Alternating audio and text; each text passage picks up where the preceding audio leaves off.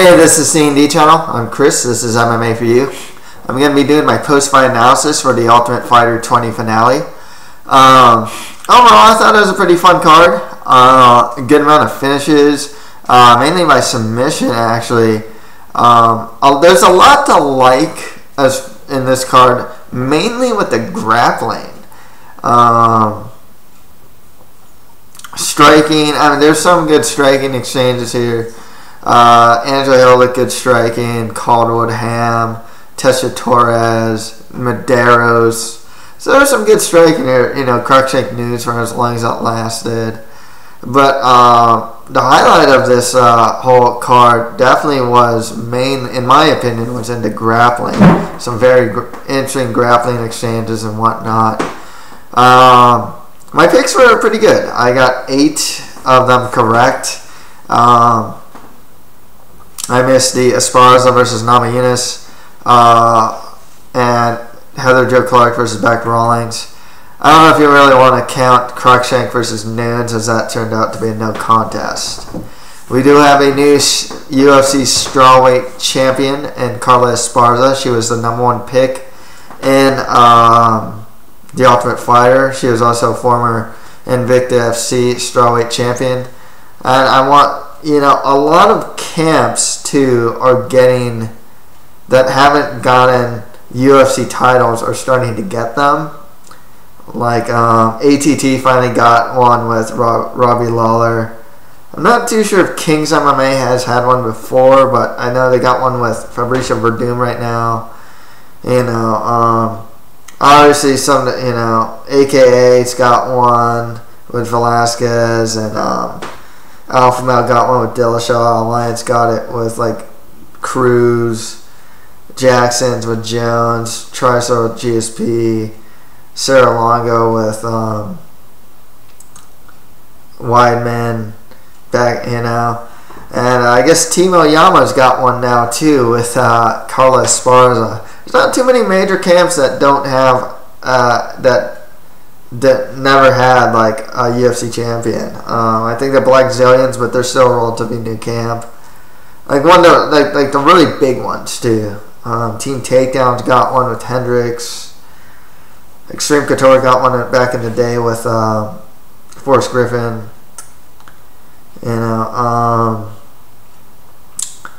so Grudge doesn't have one to my knowledge either. Yeah, I don't think they have one either. This was their chance to get one, actually. But yeah, let's get started. Carla Esparza defeated Rose Namajunas by rear naked choke in the 3rd round. The first round was pretty close. Namajunas was finding some good offense on the feet. She made a lot of tactical errors, though. I mean, just a lot of tactical errors. And that's something that, you know, she's so impressive on the show, and I've seen her other fights. But, you know, this was definitely a prospect versus established fighter type of fight. And it's a very young and new prospect. It's not like a 7-0 prospect that's like now breaking into the top 10. You know, it's not like that. It's like a prospect who went to The Ultimate Fighter. I mean, she beat all these top people, but like The Ultimate Fighter has a way of being very different than like normal MMA and normal UFC fights. They had to cut, fighters have to cut weight all the time. It's 2 rounds instead of 3. You're living in a house with your competitors and whatnot, with no TV, no computer. So it's really, you know, it's kind of like, in a sense, it's like, it's one of those hindsights. You should have seen like, I should have seen like a Uriah Hall type thing, where someone is doing really well in the house, but in The Ultimate Fighter, and is a legitimately good fighter, but it's not truly representative of what the competitors are like, and what some of these fighters are, these like finalists are truly like. And it showed here. Carla Esparza just seemed way more composed. She never like, in the striking, she'd get tagged, but she did really want to clinch. A tactical error on Rose Namajunas' part was she'd initiate the clinch, but she wouldn't win the clinch battle. Carla Esparza would win the clinch battle almost all the time. I felt that Namajunas was strongest at range, doing long left hooks, kicks to different parts of the body and whatnot. When she got in close, it was bad. And as cool as Namajunas looked good on the ground in The Ultimate Fighter, once again, now you got the training camp. You can tell that Esparza's team did the homework. I mean, it was a simple knee slide, too, that would thwart Namajunas' attempts to even, like, recover guard, no less get try submissions. I mean, it's a really simple thing. Namajunas doesn't work to close guard too much. So you got the open guard, you just do the knee slide, and it's like, oh, okay, well, one of her legs has been down. She can't throw a triangle now, even if she has the other leg over her shoulder. She can't work much, It was really something so basic. And then, in hindsight, Namajunas' takedown, lacking takedown defense really hurt her in this fight. Great stuff from Esparza. I definitely underestimated her, that's for sure. I failed to recognize how not just that her wrestling's good, but I still feel that some of the criticism I've had towards it is still there. I think she does still shoot a little far away. I feel that she doesn't always set up her wrestling that well. And it's more of a product of her wrestling being so effective. It is good, don't get me wrong, but I think it's even more effective just by the fact that in women's MMA in general, wrestling is still, and counter wrestling is still very much behind. That might be like the next thing in women's MMA that really needs a lot of work. It used to be like striking. Striking's getting a lot better now in women's MMA. Now it looks like wrestling is like the next thing that needs a lot of work there, and it should in this fight. But yeah, like I said, with Esparza, I liked what I saw from her. Definitely she's just a more refined fighter. That's the thing. She's still not a great striker, but she's a competent striker, Her wrestling's a lot better than most in the division. And her ground game's good. If she's on top, she's good at staying on top. I mean, Namajunas, the other tactical error of Namajunas was going for submissions instead of from bad positions, instead of just recovering guard or scrambling back to her feet in a safe way. I feel that she actually gave up her back in the third round. I got the idea after the second round that she was mentally done. Esparza knew all of Namajunas' tricks on the ground from her back, it looked like. And it looked like she got more confident. Like, in the first round, you can see that Esparza wasn't as confident to go to the ground with Namajunas. She couldn't keep her there, for one thing. And once the second round happened, she kind of stayed more in half guard, would pass to Mount at the end of the round and pound her out. And I think after that, it was just, with Esparza, it's just like, oh, hey, I can take her down, I can pass her guard, and I can get dominant positions of her without being in trouble. And that's what she did in that third round. Namajunas, I think, kind of knew that, and mentally, it just seemed her body kind of knew. Oh wow, my tricks on the ground aren't working. To me, it kind of seemed like she kind of just gave up the back after, especially after she was mounted in that second round.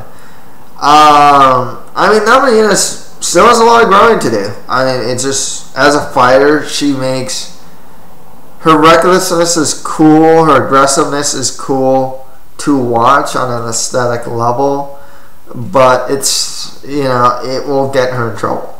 Against more experienced fighters, it's just going to get her in trouble. I think, if they ever get, Jessica Aguilar, for example, I think that'd be a really good fight, because that's the other thing, too, is that you're seeing these fighters that don't even, the fighters with, 10 fights or more seem a bit, except for, Lisa Ellis, maybe, seem a bit more, refined, like a Jessica Aguilar or an Esparza.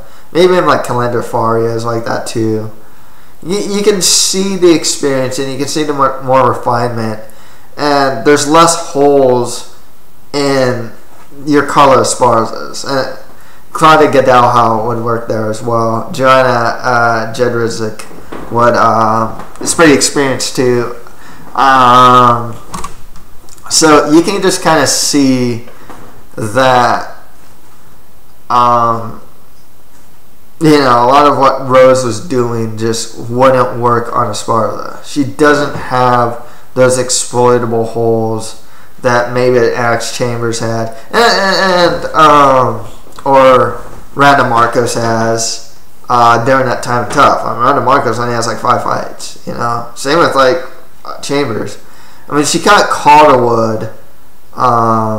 I don't know if she'd catch Calderwood again, though. That's the thing. I kind of wonder how bad. And Calderwood's one, I'm going to kind of make, it sounds like an excuse, but it's the truth, too. She's one of the bigger fighters, bigger strawweights, cutting weight a lot of times consecutively. I mean, I don't know. She doesn't look that great in the house. I mean, some of these fighters, Tessa Torres, didn't look very great either. That's the thing. So, Namajunas definitely saw some growing to do. I can see her getting a lot better. She needs work in some very specific areas, though, namely takedown defense. She gave up a lot of takedowns pretty easily. Or else, if she's going to have bad takedown defense, she should just be one of those that gets back to... She at least has that ability to get back to her feet if she's taken down pretty quickly. But she cannot be hunting for submissions from her back against some of these more experienced fighters. It's just not going to work. With that said, Esparza most likely is going to get the winner of Gadalha versus Jedrzejczyk. I don't think I'm pronouncing the last name right, but I'm going to say this right now. I think the strawweight title is going to change hands a good amount of times. I think that if Gadalha wins, that is a nightmare matchup for Esparza. I don't think she's going to have an easy time taking her down, holding her down. She's big for the weight class. And Gadalha might even be able to take Esparza down. Probably might even be able to beat Esparza up on the feet as well. So, and once again, if they ever got Jessica Aguilar, there's a good chance that Jessica Aguilar can beat Esparza. I would like to see a rematch between Tessa Torres and Carlos Esparza as well. I'm a bit curious if... once again, they only had 2 rounds. If it's in 5 rounds, I gotta wonder the difference. One thing that's also notable too is that Esparza and Namajunas are not big for the weight class. And I know Gadalha, Nina Ansara, Kalender Faria. There's a lot of these 125ers that are gonna cut down to 115. I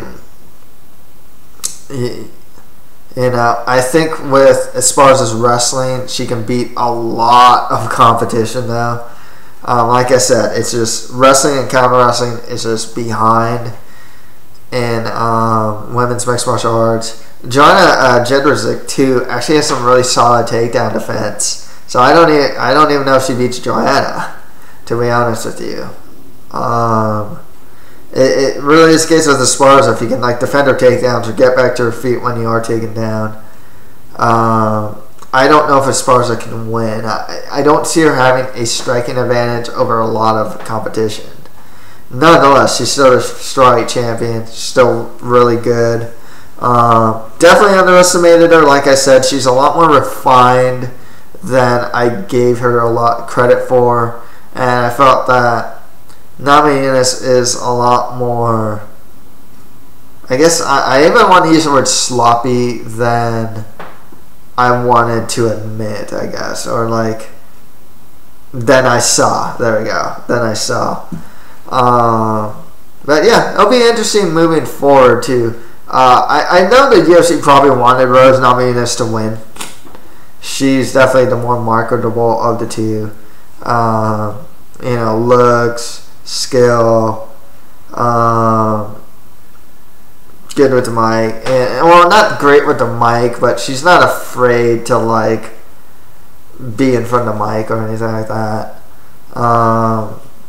So it's gonna be pretty interesting to see what the strawweight title is gonna be like.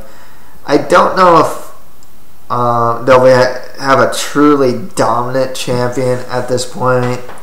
In my opinion, Gedalia is probably the closest to be a dominant champion, but like even then, I mean, she still has holes in her striking game that can be exploited. So yeah, it'll be pretty interesting to see this division moving forward. Next right after that, Charles Oliveira defeated Jeremy Stevens by unanimous decision. This was an interesting fight just in the sense of how superior Oliveira was with his grappling. It was so superior that he could pull guard. And MMA, especially at the highest level, like pulling guard is like the biggest no-no. And like the fact that he was able to do that at like this high of a level was pretty amazing. Like honestly, you just don't see that in MMA. Like at like even at like the mid level of the UFC, you don't see that. To see that against I think Stevens is like a top 10 guy, or at least in the top 15. To see that in like that level, I was really surprised. And for it to be effective, actually, not when he was like just like flopping to his back, but there was like he pulled guard to go to an armbar, or like there's one time he's against the cage and he just pulled guard, and it's like, wow, you just pulled guard. I mean, I thought that was pretty incredible, to be honest with you. Simply because, like I said, at this level, you never see that. Stevens was escaping all the submissions, which is really cool, especially the arm bars. It's really hard to get arm bars in MMA, especially as fights go on, when you get sweaty and whatnot. You have to hit that like right point. And a guy like Stevens will fight. A lot of guys will fight through arm bars until like the very end. You kind of have to be a guy that can like crank submissions to do well with like, if you're gonna do limb type submissions in like MMA, especially at the higher levels, you gotta be like one of those guys that can like crank a submission really well, like Frank Mir, who Small Payar is. I mean, chokes are different. It doesn't require that type of like hip motion, to crank like an armbar, for example. But yeah, at the highest levels, limb submissions usually involve some sort of like cranking. Rear naked choke, I mean, it's more squeezing, or like triangle choke even. It's more squeeze than like crank. But this was an interesting fight just in the sense that like there were a lot of things I didn't like that Oliveira. I always say Oliveira. There's a lot of things I didn't like that he did. I mean, I didn't mind that he pulled guard because he was winning. But, like, for example, like, he got the back with the body triangle, and then he went for the armbar. It's not the worst thing to do, especially given his confidence in Brazilian Jiu-Jitsu. But it's MMA. You want to, in general, the smartest thing to do if you're in a dominant position is to keep dominant position and throw strikes at your opponent, then going for like a move like an armbar where you lose that position. I mean, he has the back, you know, he can just keep punching him or fishing for the rear naked choke. I know that the armbar you can get the tap and like the instant win, so that you know, when it goes to just scorecards, you don't give Stevens a chance to maybe make a comeback if he escapes a position or something. But at the highest levels of MMA, I mean, it really is a case of if you get a dominant position, you generally want to hold a dominant position. You don't necessarily have to hold the guy down, but use a more conservative way of keeping that position. Usually it involves strikes, you know, or like keep the body triangle, fish for the rear naked choke, strike when you can, but don't straight up give up the position if you don't have to. So, you know, stuff like that I didn't really like, because I think that would cost him at like an even higher level. With that said, with Oliveira, I think he should get the Nick Lentz, Ricardo Lamas next. Some of these guys that are higher up there. With Stevens, maybe like a Dustin Poirier. If Dennis Seaver loses to Conor McGregor, Dennis Seaver, Stevens works. Maybe even Dennis Bermudez versus Stevens as well. Next one of that, Darren Cruikshank fought KJ Noons, so no contest. 2 eye pokes from KJ Noons. He was like framing, and he got thumbs in the eye. It was looking like a good fight, and actually, I was actually kind of surprised, because I felt that KJ Noons, when he got in, especially if he like, he'd sometimes do like a lead left hook that would actually connect with Cruikshank. I was actually kind of surprised how many times that Noons was able to connect with Cruikshank. It's right in front with Cruikshank. He really, you can see in a lot of fights, he's not a guy that takes a center very well. He's a guy that, like, a lot of times you can see his back is either against the cage or very close to it. He doesn't like always just take the center. He tends to back up a lot. Granted, he's mainly a kicker, but the fight was a lot closer than I thought it'd be. I mean, I had Cruikshank ahead. He was mixing in takedowns. He couldn't hold Noons down. Noons has always been, he has good takedown defense. He's always been good at getting back to his feet when he's taken down. I had Cruikshank ahead, but not by that much. And I did feel he was taking a couple good hits from Noons as well. I don't know what happens with these guys. I guess they should rematch or just fight more lower to mid-tier guys next. Next fight is that Yancy Medeiros defeated Joe Proctor by guillotine in the first round. That's 2 like guillotine/bulldog chokes in a row for Yancy Medeiros. I actually like him. I think he's a pretty good prospect. He's only 27 years old. He's getting better. He trains with good guys. Hawaii Elite has like Russell Doan. I think Holloway trains there every once in a while too. And then he trains with the Diaz brothers. So he's training with good guys. He's really long. He's really lengthy. Like, he has really long limbs. Nice finish with that spinning back kick. You know, that was great stuff. It was delayed reaction from Proctor. And then, you know, Medeiros got that guillotine. And the cool thing with Medeiros is he has really long arms. So actually having a front choke series for a guy like him who has long arms is actually pretty beneficial. He can, you know, just having those long arms, he'd be able to wrap his arms around a guy's neck pretty well. Charles Oliveira actually has a really good front choke series too. And of course, like John Jones, but all these guys, really long arms, At first, one thing I didn't like about Medeiros, though, is he looks susceptible to leg kicks. I know he checked one or two there, but Proctor was actually hitting him with some pretty heavy leg kicks. But otherwise, after a while, Medeiros managed to find his range. Once he hit like this overhand right on Proctor and then hit him clean, the whole fight shifted to Medeiros. So with that said, I think with Medeiros, it's tough to say who he should fight next. Like he should get like some mid-level guys, but a little higher up the ladder now. He has I think he's on a 2-fight win streak, both by finish.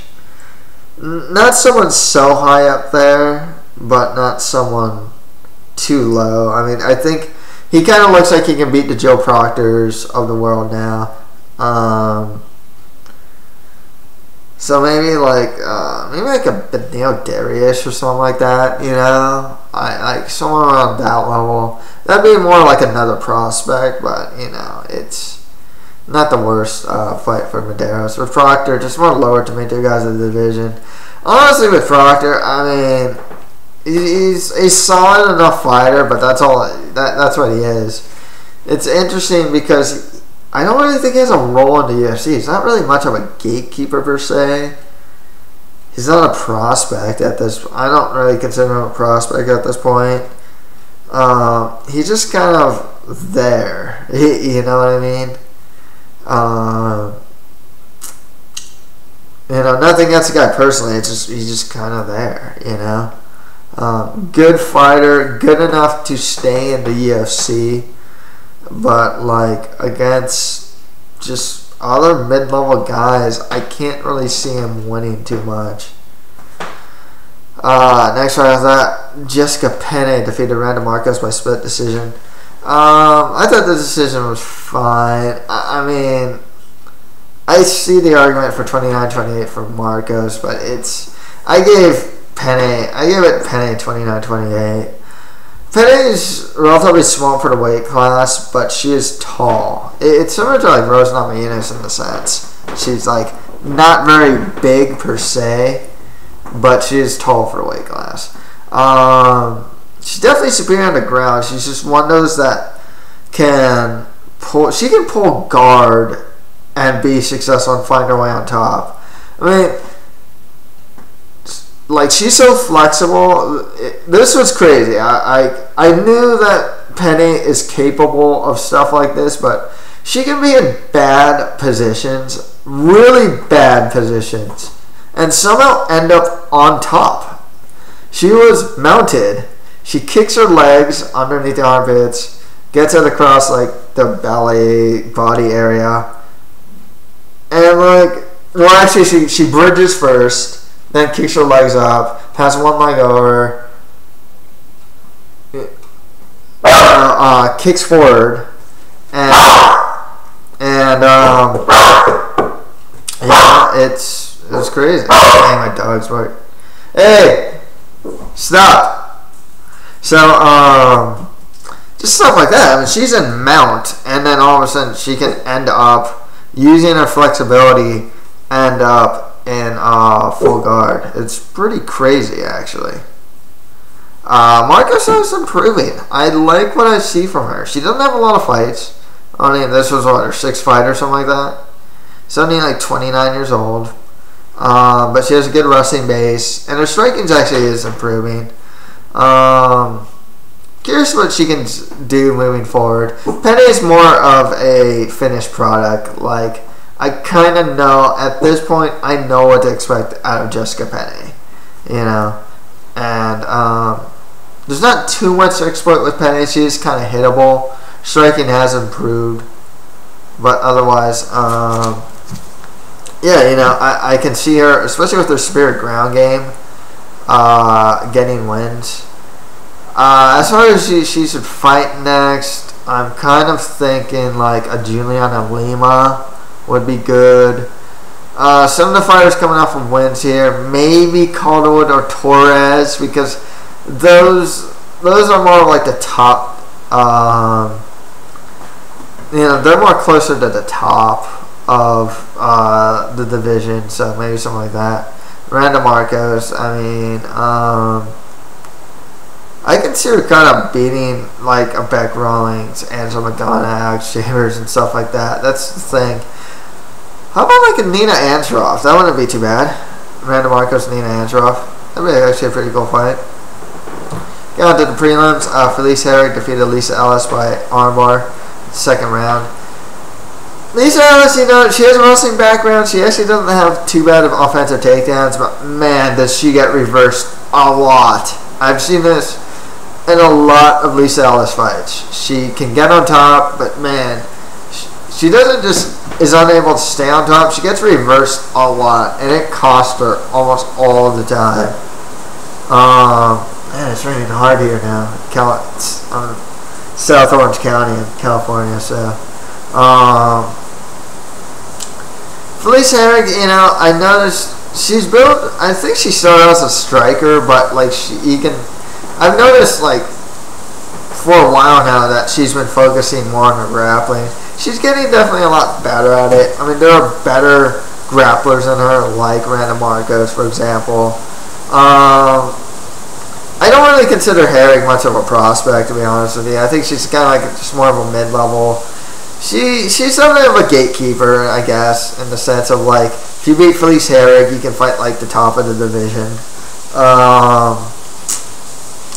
So yeah, who's coming off a win here? I mean, yeah, you can give her like Torres or Calderwood or something like that.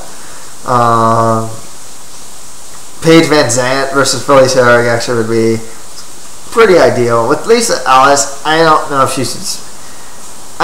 her head is into it, and also I can't see her winning very much. I don't know if she's long for the UFC. Maybe she gets one more fight. I don't know. I've been relatively. She's, definitely. She's one of the more experienced strawweights out there, but she's not like her skill set's just not working for her at this stage of. At this stage of women's mixed martial arts, it's just not working for her anymore. Next one, after Heather Jo Clark defeated Beck Rawlings by unanimous decision. Good one from Heather Jo Clark. She showed her striking.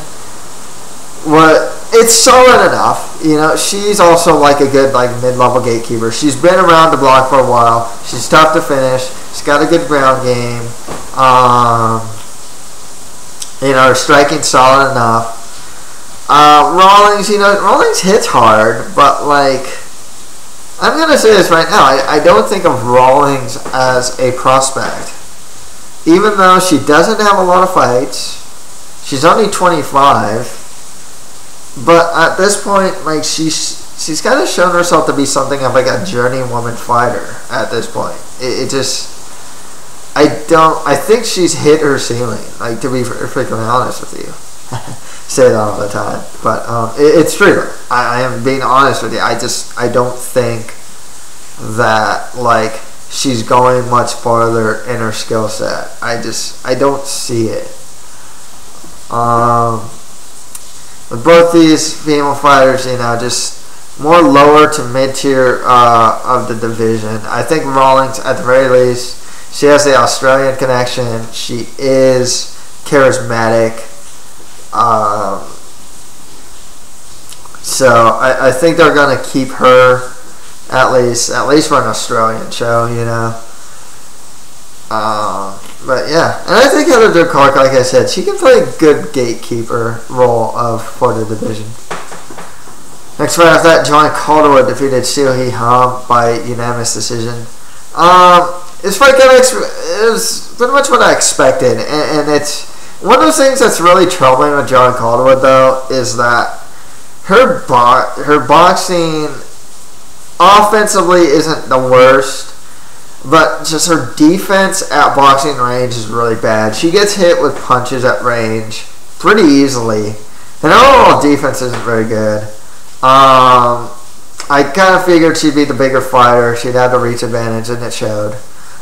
She'd be able to hit her knees and elbows, and that showed. One thing that's really cool that I liked in this fight and the Tessa Torres fight is the very different types of offense that I've seen from these two. They're both, you know, there's some weird sequences where I saw, like, not weird, but just like really cool sequences where like Joanne Calderwood would throw like a spinning back kick, and then she would get the plum, like, or stuff like that. And the sequence with Ham where like it was a sequence of like there was an like the sequence where she got the front kick to her face was like really cool too. I mean, there's like, I forgot what she did before that hitting her with the front kick. It was like either a spinning back kick or like an elbow or something like that, and then she hits like this front kick to the face that snaps Ham's back, and it's just a really cool sequence. You know, you definitely see some very like different types of offense from like Calderwood and Tessa Torres as well,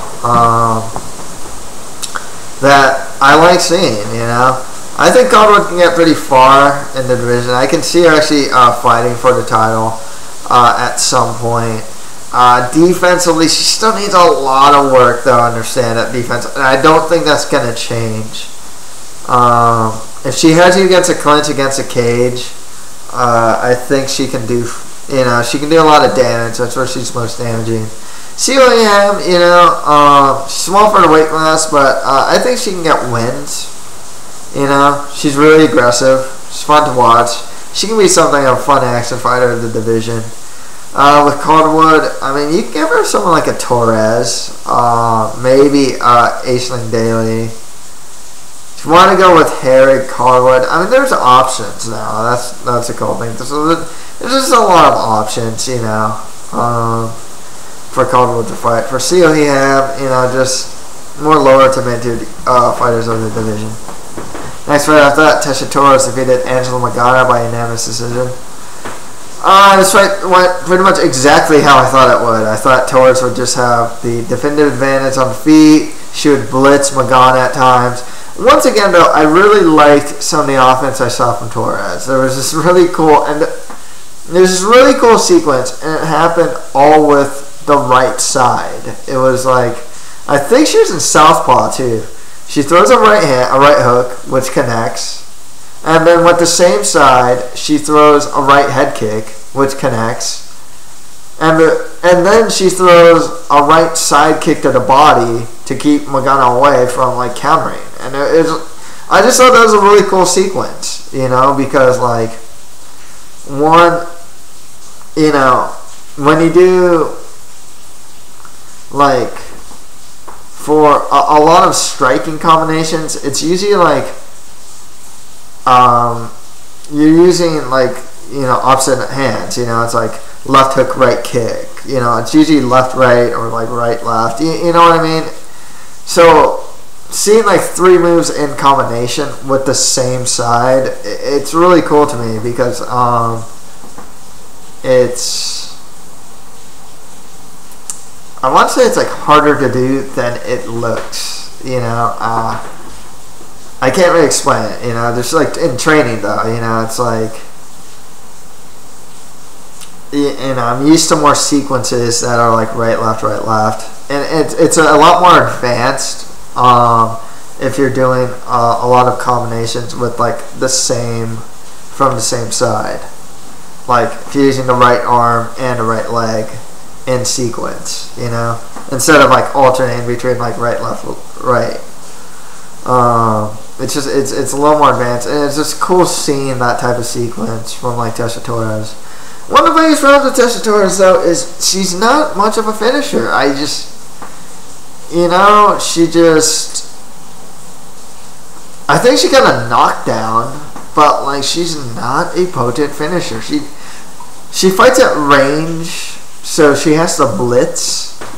So she's always in like movement as she strikes. She's not really planted per se all the time when she strikes. She's shorter too. So I think that affects her punching power. But yeah, that's definitely going to be I think that might be problematic moving forward. And she's not much of a submission threat. So Teshito's, she has fun fights. She's very offense minded. She blitzes a lot, but she doesn't have many tools to finish fights. That's the thing. You'll see a lot of offense in her fights though, which is pretty cool. But yeah. Angela Magana, I mean, she's kind of like a veteran, that's kind of her place. Lisa Alice is kind of like that too. But like her skill set, it can't compete with some of these like younger, newer strawweights or more refined strawweights. It's just she doesn't have it. There's a lot better grapplers. There's a lot better strikers than Angela Magana at this point. Maybe they keep her for one more fight. She's not exactly the most liked. She's not exactly a fan favorite, especially the way she acted on The Ultimate Fighter. But maybe they keep her for another fight. Okay, on the Fight Pass prelims, Aisling Daly defeated Alex Chambers by armbar in the first round. There's definitely a noticeable size advantage in this fight. Alex Chambers looked like it looked like an atomweight fighting a strawweight. And that's kind of how the fight turned out too. I mean, actually, Chambers got a takedown, which is really cool. Yeah, the thing with Alex Chambers is she's like 36. She's a solid fighter. If she were younger, I would consider her a prospect. She doesn't have a lot of fights, but her age is kind of hurting her as far as like her prospects and division. And she's small for the weight class too. But she's a solid striker. She is moving pretty well. Her grappling game isn't that bad. She definitely got some tough outs. I mean, her first fight in the Ultimate Fighter house was against Rose Namajunas, and then in her ultimate, tough finale fight, it's Aisling Daly. So Aisling Daly doesn't have a size advantage. She has a noticeable experience advantage as well. It just wasn't going to go well for Alex Chambers, Chambers actually got out of like the bottom, but she looked really tired by the end of the first round, and that's what it looked like to me. And then Daly managed to get that armbar. Daly, she's tough and rugged. But she's not the most technically sound. She is good on the ground, but her stand-up's really sloppy. Even her takedowns aren't the greatest. But she definitely gets by on being tough. Tough and gritty. So, with her, she would be considered more mid-level of the division. If she fought like a Juliana Lima or something like that, that would be fine. I mean, if you want to give her like a Carwood or Torres, or even like a Felice Harry, that would be fine as well. And Chambers, hopefully they keep her. She's not a bad fighter, but man, hopefully they give her somewhere easier too, she gets some pretty tough fights. Even in Invicta, she got Jody Escobar and won, but Escobar, is pretty solid atomweight, Hopefully they keep Chambers. She's Australian, so that might help her cause as well. And finally, Angela Hill defeated Emily Kagan by unanimous decision. There was a lot of criticism in this fight, mainly with Kagan's corner not throwing in the towel.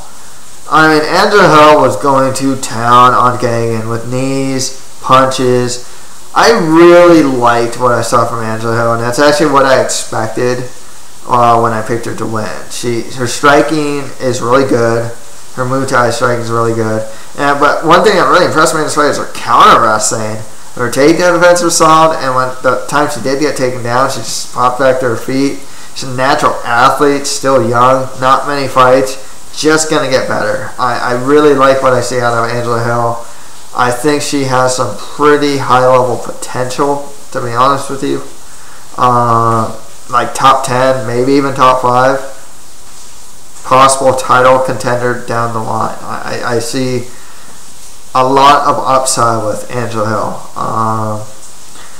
Hopefully they'll give her some of the more easier fights. Maybe in some of these fighters coming off a loss. She doesn't have a lot of fights. She needs cage time. You know, if you want to give her Al Shavers, Angela Magana, see what they have. Rawlings, Tina Latamaki, you know, some more lower tier fighters. Caitlin Curran. You can go Angela Hill versus Paige Van Zandt. That would actually work as well. If you want to give them like more the inexperienced and or like just some of these more lower tier fighters, that'd be fine. She needs cage time more than anything else. With Kagan, I don't think she has much of a role in the UFC either. She doesn't have much of anything really. She has a decent clinch. She clinches against a cage, but she doesn't really have the offensive takedown ability to take the fight to the ground. And her striking isn't that great.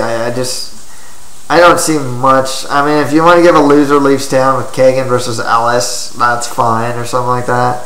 But like at this point, like she's not a prospect. She's not an action fighter. She's not a gatekeeper.